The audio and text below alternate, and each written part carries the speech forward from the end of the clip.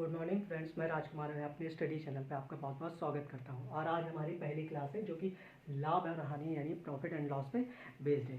ये class specially design की गई है सिर्फ और सिर्फ ओनली एमटीएस के लिए, क्योंकि आपको पता है CBT 1 आपका जुलाई में होने वाला है। तो मैंने वो वाला टॉपिक यूज़ किया जो कि लास्ट जब 2019 में एग्ज़ाम हुए थे, तो इसके हर सेट में एटलीस्ट 3 क्वेश्चन आए थे। तो मैंने पहले इसी को उठाया है। आपको इसमें जो टर्मिनोलॉजी यूज़ होगी प्रॉफिट एंड लॉस में वो मैं आपको बता देता हूँ, और इसके बाद हम सीधे सीधे जो प्रीवियस ईयर के क्वेश्चंस हैं उनको ही लगाना स्टार्ट करते हैं और उसी के हिसाब से आपकी तैयारी स्टार्ट कराते हैं। चलिए पहले देखते हैं profit and loss. Profit and loss में आपकी 4 टर्मिनोलॉजी सबसे ज़्यादा यूज़ की जाती है। पहला किया जाता है क्रय मूल्य, दूसरा किया जाता है विक्रय मूल्य, तीसरा लाभ और चौथा हानि। तो क्रय मूल्य आपका क्या होता है? जैसा कि लिखा है क्रय मूल्य यानी कॉस्ट प्राइस, यानी वह मूल्य जिस पर कोई वस्तु खरीदी जाती है। सपोज दैट ये पेन है, तो दुकानदार ये पेन की जितने में लेके आया होगा ये उस पेन का क्या होगा? क्रय मूल्य। और जितने में ये दुकानदार किसी दूसरे को देगा, ग्राहक को देगा, तो वो विक्रय मूल्य होता है। तो क्रय मूल्य आपका क्या होता है? वह मूल्य जिस पर वस्तु खरीदी जाती है। और विक्रय मूल्य यानी सेलिंग प्राइस क्या होता है? वह मूल्य जिस पर वस्तु बेची जाती है। और इन शॉर्ट टर्म में हम क्रय मूल्य को CP और विक्रय मूल्य को SP यूज़ करेंगे, क्योंकि हर जगह हम इतना बड़ा नहीं लिखेंगे, पेपर में इतना टाइम नहीं होता है। अगर हमारा मेन फोकस होता है कम से कम टाइम में ज़्यादा से ज़्यादा क्वेश्चन, और वैसे भी ऑनलाइन है, आपने देखा है एक बार में एक ही क्वेश्चन दिखता है। तो आप जितने शॉर्ट टर्म यूज़ करेंगे उतना ही आपका टाइम बचेगा। फिर इसमें आता है लाभ यानी प्रॉफिट। तो लाभ और प्रॉफिट क्या होता है? जब कोई चीज़ क्रय मूल्य यानी जितने पे खरीदी जाती है उससे ज़्यादा यानी उससे ज़्यादा मूल्य पर बेच दी जाती है, यानी जब किसी वस्तु का विक्रय मूल्य क्रय मूल्य से क्या होना चाहिए? ज़्यादा होना चाहिए। सपोज दैट ये पेन है, अगर ये 10 रुपये का पेन है और दुकानदार मुझे 12 रुपये में दे रहा है, तो वो 2 रुपये का लाभ ले रहा है। यानी पेन का क्रय मूल्य तो 10 रुपये था, लेकिन विक्रय मूल्य उसने बेचा मुझे कितने में? 12 रुपये में। तो उसको कितने का लाभ हो गया? 2 रुपये का। तो यहाँ से आप एक चीज़ देख रहे होंगे कि जो प्रॉफिट होता है वो प्रॉफिट कैसे निकाला जाता है? प्रॉफिट आपका तभी निकल सकता है जब SP यानी सेलिंग प्राइस यानी विक्रय मूल्य माइनस CP यानी क्रय मूल्य यानी कॉस्ट प्राइस से ज़्यादा होना चाहिए। अगर ये ज़्यादा नहीं होगा तो लॉस हो जाएगा। तो प्रॉफिट, और प्रॉफिट में हम प्रॉफिट परसेंटेज भी काउंट करते हैं। प्रॉफिट परसेंटेज से भी आपसे पूछा जाता है। तो परसेंटेज किस पे निकाला जाता है? जब ये आपका प्रॉफिट किस पे काउंट हो? CP पे काउंट हो। और मल्टीप्लाई परसेंटेज निकालने के लिए 100 का मल्टीप्लाई कर देते हैं। तो प्रॉफिट परसेंटेज क्या होता है? Profit upon CP into 100।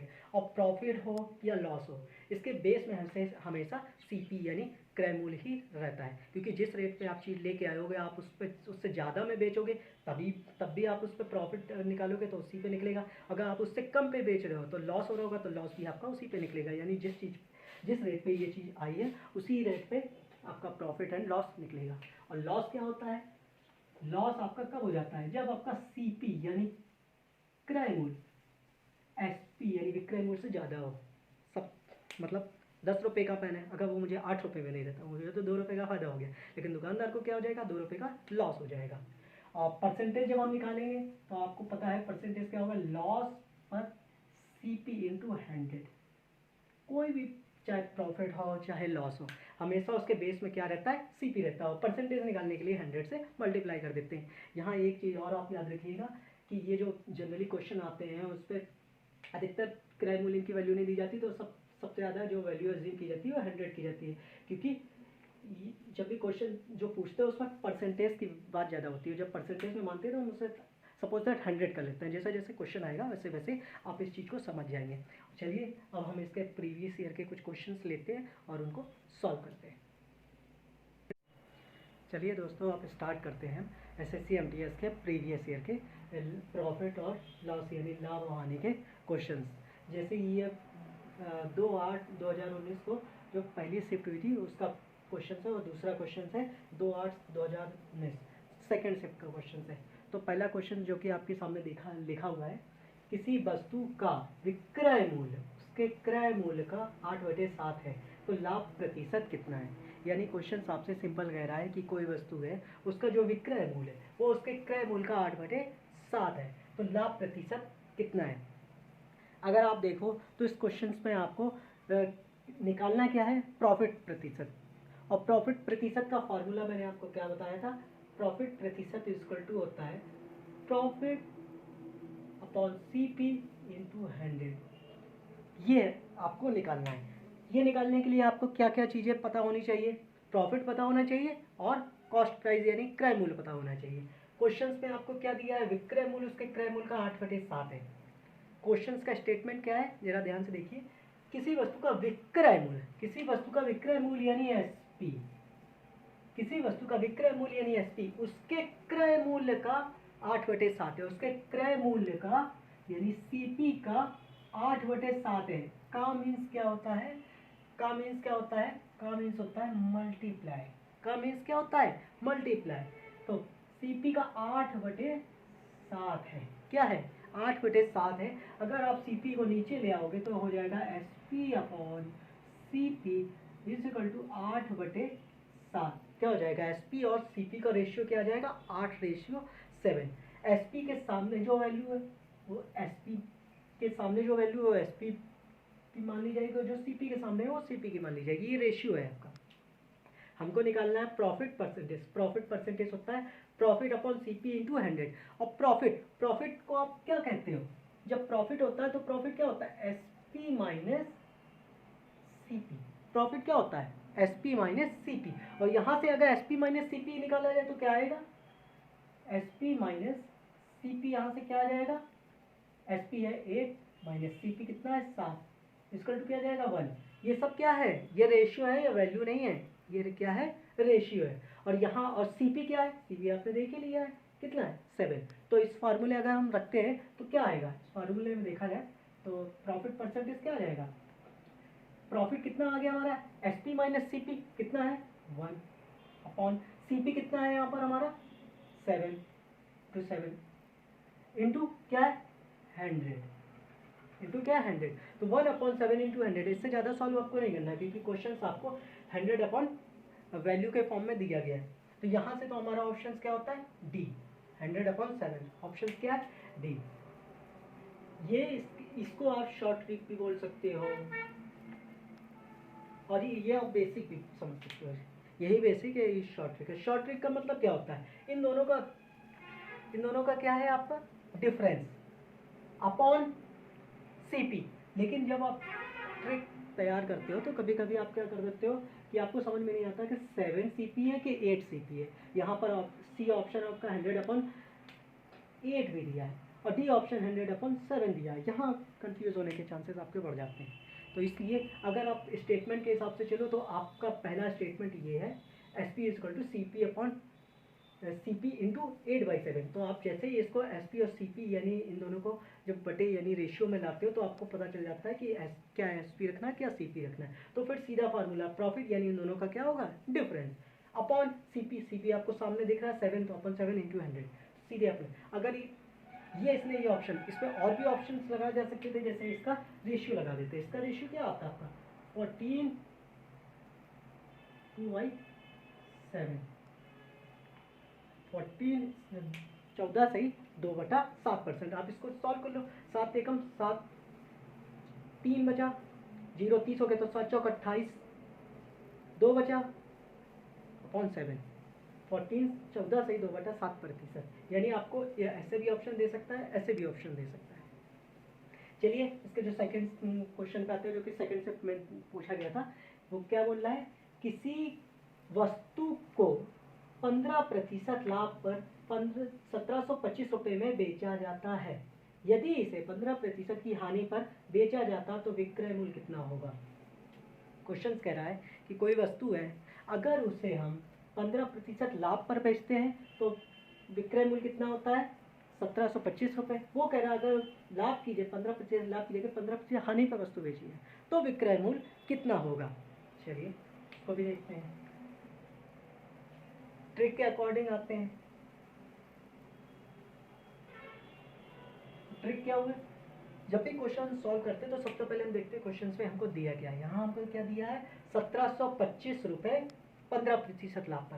तो जो दिया है वो हम पहले लिखते हैं। क्या लिखा है? 1725 रुपये। अब 1725 रुपये रिलेटेड किससे है? साफ साफ क्वेश्चन कह रहा है किसी वस्तु को 15% लाभ पर बेचने पर। 15% लाभ। लाभ यहाँ अभी हमने आपको क्वेश्चन जब ये चैप्टर स्टार्ट किया था तो आपको बताया था कि क्रय मूल्य को हम क्या मानते हैं 100%। ये क्या है 15% लाभ। लाभ का मतलब 100 रुपीज़ अगर क्रय मूल्य है और 15% लाभ यानी 15 रुपये उसमें जोड़ दिया जाए तो वो क्या हो जाएगा, उसका एसपी बन जाएगा। तो 15% लाभ, तो 100 + 15 115 इंटू, अब पूछ क्या रहा है कि यदि इसे 15% की हानि पर बेचा जाए तो 15% लाभ तो 115, 15% हानि तो 100 - 15 कितना हुआ 85। क्या हुआ 85। अब इसको हम जनरली सॉल्व कर देते हैं। लास्ट में 5 है तो सीधे सीधे आप 5 से कट कर दीजिए, नहीं तो आप 1 से 30 तक की टेबल याद कर लीजिए और ये 23 की टेबल से कटता है। चलिए मैं बेसिक से ही बताता हूँ। अगर हम 5 से काटते हैं 5 2 = 10, 1 और 5, 5 3 = 15, 5 से कटा 5 1 = 5, 3 और 5, 5 7 = 35, 25, ये 23 है, ये 1725 है, 1725 है। इसको कट करिए। अगर 3 की टेबल है, आपको लास्ट में अगर 5 आ रहा है तो आप 3 की टेबल में अगर देखते हैं तो 3 × 5 = 15, यानी लास्ट में 5 आने के लिए हमें किससे मल्टीप्लाई करना होता है, एक तरीके से 5 से करना होता है। 3 की टेबल में अगर आप देखेंगे तो 23 में अगर हम 5 का मल्टीप्लाई कर देते हैं तो देखिए यह है 23 × 5 15, 5 दूनी 10 और 1 11, 5 दूनी 10 और 1 11, जो कि आपने यहाँ देख रखा है। अगर इसको इससे कट करेंगे और अगर 6 टाइम्स, चलिए 6 टाइम्स देख लेते हैं इसको, और 23 से कट कर देते हैं तो 6 टाइम्स देख लेते हैं। चलिए 23 × 7 देख लेते हैं, 7 3 21 2 अभी 14 2 14 2 16, 7 टाइम्स, क्योंकि 8 टाइम्स में ये 172 से प्लस हो जाएगा तो 7 टाइम्स जाएगा। तो इसको काटते हैं, ये क्या 7 टाइम्स कितना 161, तो 72 में 172 में 161 माइनस करते हैं तो कितना बचता है आपका 11 और लास्ट में 5 तो 115। अभी आपने देखा 23 × 5 115, तो ये जाएगा 5। अब 75 का अगर आप 75 का अगर आप 17 में मल्टीप्लाई करेंगे तो कितना आएगा। अगर 75 का 10 में मल्टीप्लाई करते हैं तो 750 आ जाता है। इसको इस टाइप से ही मल्टीप्लाई करिएगा, 75 और ब्रैकेट में 10 + 7, आपको थोड़ा सा इजी हो जाएगा। 75 × ये 750, अब इस 7 से अगर मल्टीप्लाई करेंगे तो 7 × 35, 3 गया, 7 × 7 = 49 और 3 52, जोड़ दीजिए 5 7 12, कितना आ गया 1275, नहीं दिख रहा, ये आ गया, कितना आ गया 1275। Option option option option option option क्या है 1275, ऑप्शन नंबर 1। Option number 1। आपने क्या देखा, क्वेश्चन कह रहा था कि किसी वस्तु को 15% लाभ पर 1725 रुपये में बेचा जाता है, यदि इसे 15% की हानि पर बेचा जाता तो विक्रय मूल्य कितना होता है। यानी सीधा सीधा अगर बस क्रय मूल्य 100 मानते हैं और तो विक्रय 15% लाभ पर विक्रय मूल्य कितना हो जाएगा 115, तो ये जो 1725 है बटे क्या आ जाएगा 115।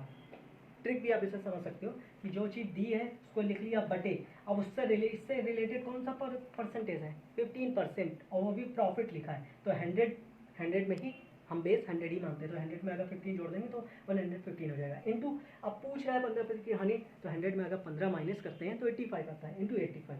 तो जब आप इसको सॉल्व करोगे तो आपका आ जाएगा 1275। आपने देखा इस क्वेश्चन में कैलकुलेशन थोड़ा सा लेंदी है, लेकिन लेंदी कैलकुलेशन कैसे है, अगर टेबल हमें नहीं बताया तो लेंदी है, इसीलिए आपको 1 से 30 तक की टेबल क्या होनी चाहिए, याद होनी चाहिए।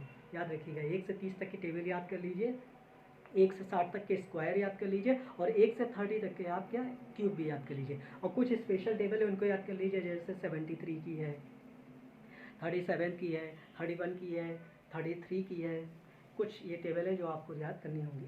चलिए इसके बाकी के जो और क्वेश्चन है वो भी लगाते हैं।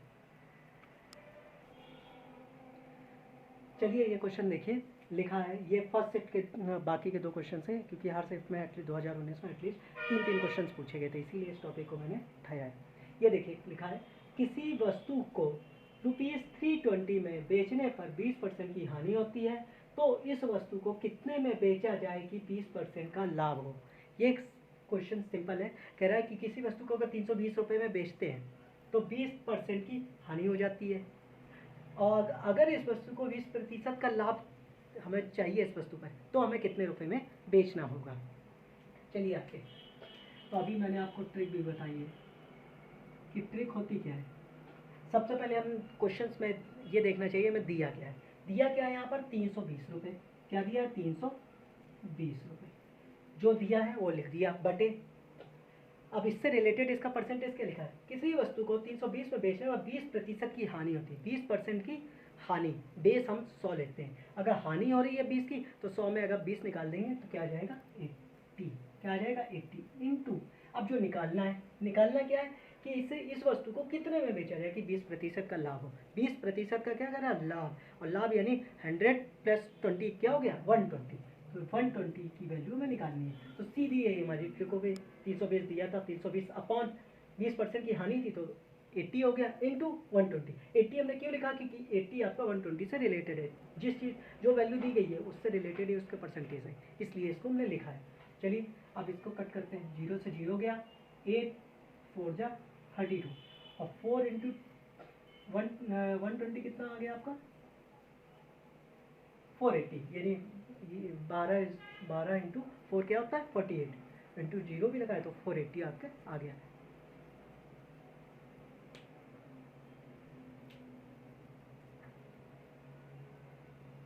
तो ये आपने सिंपल देखा ये क्या होता है। अब दूसरे वाले क्वेश्चन की तरफ हम चलते हैं। चलिए अब हम सेकंड क्वेश्चन पे चलते हैं, जो कि लिखा है 10% और 15% की समतुल्य छूट क्या है। यानी कह रहा है 10% और 15%, ये जो दो छूट दी गई हैं, अगर इनकी जगह कोई एक छूट हमें लिखनी होती तो वो क्या है समतुल्य, यानी इन दोनों के बराबर ही वो छूट होनी चाहिए।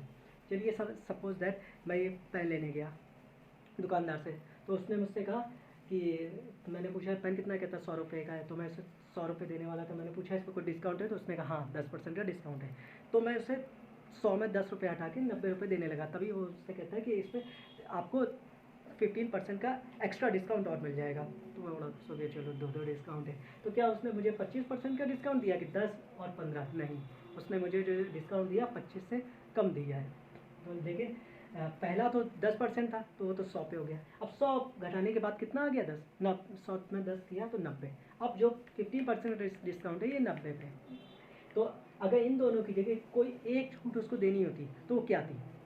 तो सबसे पहले इसमें एक चीज़ आप बेसिक ये समझ लीजिए कि ये जो छूट दी गई 2 भी हो सकती, 3 भी हो सकती, 4 भी हो सकती। तो सबसे पहले इनको आप जोड़ लीजिए, अगर आपने इन दोनों को जोड़ा तो ये देखा 15, तो जो भी आंसर होगा वो ना तो 15 होगा ना ही 15 से ज़्यादा होगा, उससे कम होगा और 15 के ही पास में ही होगा। जो वैल्यू है उसके सम के बराबर भी नहीं होने चाहिए, सम से ज़्यादा नहीं होने चाहिए, लेकिन सम से पास में ही होना चाहिए, कम होना चाहिए लेकिन सम के पास में होना चाहिए। तो अगर ऐसे हम ऑप्शन पे देखें तो ऑप्शन नंबर बी 26.5 जो कि इससे ज़्यादा है, और ऑप्शन नंबर डी 25, तो ये दोनों ऑप्शन तो हो ही नहीं सकते।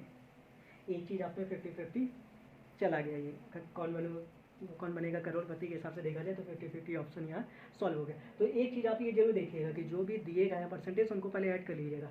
तो अगर जो वैल्यू जो ऑप्शन में उसके जो वैल्यू आप ऐड करने करोगे आएगी, वो अगर ऑप्शन में दी हो या उससे ज़्यादा दी हो तो वो तो ऑप्शन नहीं हो सकते, उससे कम होनी चाहिए, उसके पास होनी चाहिए। अगर हम ऐसे देखा जाए तो ये 21.5 ये 23.5 है, तो 25 के ज़्यादा पास क्या है 23.5, तो इसका आंसर 23.5 हो सकता है। मैं नहीं कह रहा होगा, हो सकता है। चलिए इसको सॉल्व करते हैं। इसके लिए बहुत जनरल एक फार्मूला है जो कि आपका क्या है, तो पहला क्वेश्चन है x + y - xy/100। यहाँ पर इस माइनस को ध्यान रखिएगा, ये x + y + xy/100 नहीं है, ये x + y - xy/100, क्योंकि यहाँ पर जो भी बात है वो छूट की है, किसकी डिस्काउंट की बात हो रही है, कोई प्रॉफिट की बात नहीं हो रही है। डिस्काउंट यानी आपको उस जो वैल्यू है जो भी क्रय मूल्य है उसमें से माइनस करके आपको दिया जाएगा ये। तो ये आपका फार्मूला है। अगर आप इसको रखते हो तो देखिए 10 + 15 - 10 × 15/100, इसको सॉल्व करेंगे 0 से 0 गया, इसको सॉल्व किया तो 1.5 आ गया, ये दोनों जोड़ दिया तो 25 - 1.5 क्या आ गया 23.5। तो ये वैल्यू आपका क्या, ऑप्शन नंबर सी निकाल दिया आपने। तो यही इसका फार्मूला होता है। जब भी डिस्काउंट की बात हो, ये छूट की बात हो, इसको कहीं कहीं बट्टा भी लिख देते हैं इंग्लिश में तो डिस्काउंट लिखे आएगा हिंदी में, लेकिन कहीं कहीं इसकी जगह एक वर्ड ये भी यूज़ कर लेते हैं, क्या यूज़ कर लेते हैं, बट्टा। दो क्रम बार होते, जब किसी एक चीज़ पे, कोई एक चीज़ एक है, इसी पे पहले इतने परसेंट का डिस्काउंट दे दिया गया, फिर इसी पे ही इतने परसेंट का डिस्काउंट दे दिया, तो हमेशा फार्मूला आपका यही चलेगा, x+y - xy अपॉन 100। लेकिन जो मैंने बात आपको याद बताई है उस पर आप ज़्यादा फोकस करिएगा कि जो भी आपका आंसर आएगा वो, अगर ये 2 छूट है तो इनको जोड़ लो, 2 को, 3 है तो 3 भी जोड़ सकते हैं आप, 4 है तो सबको जोड़, जो भी आपको ये डिस्काउंट दिए गए होंगे उनको आपको ऐड करना है। तो जो आपका आंसर होगा, जो भी इनका जो एडिशन आ रहा होगा, ना तो वो होगा ना ही उससे ज़्यादा होगा, उससे कम होगा और उसके पास में होगा, कम में भी उसके पास वाली वैल्यू होगी। तो अगर आपको वही स्टेटमेंट याद होगा तो आप तुरंत 23.75 लगा देंगे, और जो कि आप देख रहे हैं यहाँ पर आंसर भी निकल रहा है। तो ये 4 क्वेश्चन आज इसके बताए, कल मैं इसके बाकी के और क्वेश्चंस बताऊंगा। ये जितने भी ये सब प्रीवियस ईयर के। तो जुलाई में आपका पेपर होने वाला है, ये एमटीएस के लिए जो भी क्लासेस हैं एमटीएस के लिए, और बेसिकली मैंने डिज़ाइन होने के लिए की है, जो पहली बार दे रहे हैं उनके लिए नहीं, जो ऑलरेडी तैयारी इसकी कर रहे थे, क्योंकि उनके लिए क्वेश्चंस कुछ नहीं है। ये क्वेश्चंस जो पहली बार दे रहे हैं, अब उनको पता नहीं किस हिसाब से पेपर आता है, ये उनके लिए। तो अगर आपको ये पसंद आए तो आप हमारे चैनल को सब्सक्राइब करिए, लाइक करिए और कमेंट जरूर करिए। और अगर इसकी प्रीवियस ईयर की कोई क्वेश्चंस की पीडीएफ लेना चाहता है तो बताए कमेंट करके, तो उस हिसाब से मैं पीडीएफ तैयार करके आपको पीडीएफ भी शेयर कर दूंगा, जिससे आप क्वेश्चंस की प्रैक्टिस कर सकें, और कोई भी डाउट हो तो आप मुझसे पूछ सकें। चलिए, गुड बाय।